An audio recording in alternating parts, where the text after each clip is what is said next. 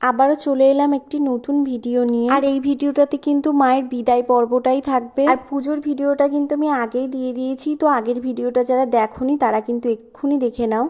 আর যেহেতু কালী পুজো অনেক রাতে হয় সেটা তো তোমরা সবাই জানো, তাই কিন্তু রাতের আর পুজোর কিছু তোলা হয়নি, এটা কিন্তু সকালবেলা। আর এখানে দেখো ঠাকুরমশাই এখন সকালের পুজোটা করছে। আর এই পুজো হয়ে গেলেই কিন্তু আমরা সবাই মিলে ঠাকুরকে বরণ করব।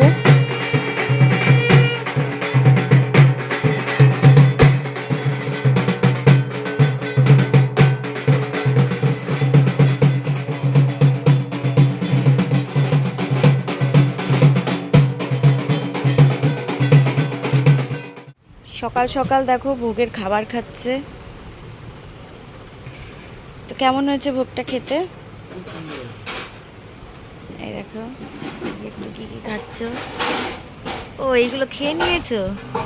আর এবার আমরা ভোগ খেয়ে আবার বেরিয়ে পড়লাম গঙ্গায় যাওয়ার উদ্দেশ্যে মায়ের ভাসানের জন্য। আর কলকাতার দিকে কিন্তু পুকুর নেই বললেই চলে, আর পুকুর থাকলেও কিন্তু সেইখানে প্রতিমা ফেলতে দেয় না, তাই জন্যই গঙ্গায় যাওয়া।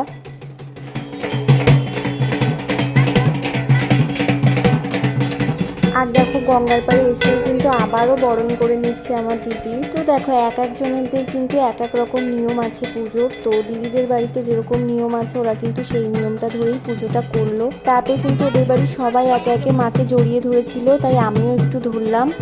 তারপরে যে মাকে প্রণাম করে নিলাম। আর এখানে কিন্তু এবার নিয়ম কাজ সব শেষ হয়ে গেছে। এবার কিন্তু মাকে 7 পাক ঘুরিয়ে বিদায় জানানোর পালা। মনটা তো খুব খারাপ লাগছিল।